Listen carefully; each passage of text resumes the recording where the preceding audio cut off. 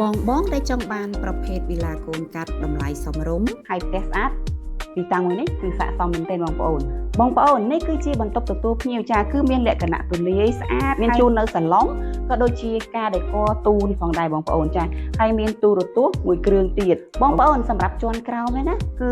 ទីតាំងនេះគឺយើងសម្រាប់តុអាហាររបស់យើងចាបងប្អូនគឺថែមជូនបងប្អូនចាហើយយើងមានបន្ទប់ទឹកនៅខាងក្រោមនេះមួយជាមួយនឹងចង្ក្រានបាយដ៏ស្រស់ស្អាតផងដែរណាបងប្អូនទាំងអស់គ្នាចាបងប្អូនផ្ទះនេះគឺមានបន្ទប់គេង2នៅជាន់ខាងលើណាបងប្អូនចាហើយនេះគឺជាបន្ទប់គេងទី1គឺយើងមានថែមជូននៅ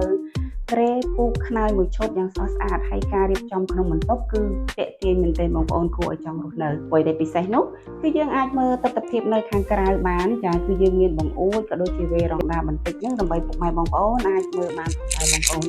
ចានេះគឺជាបន្ទប់គេងមួយទៀតបងប្អូនមានលក្ខណៈវាលសម្រាប់បងប្អូនអាចរៀបចំតុបតែងនៅការ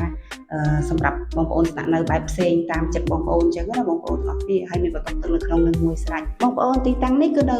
ភូមិត្រពាំងកឹមឃុំកណ្ដែកស្រុកប្រាសាទបាគងខេត្តសៀមរាបបងប្អូនអញ្ចឹង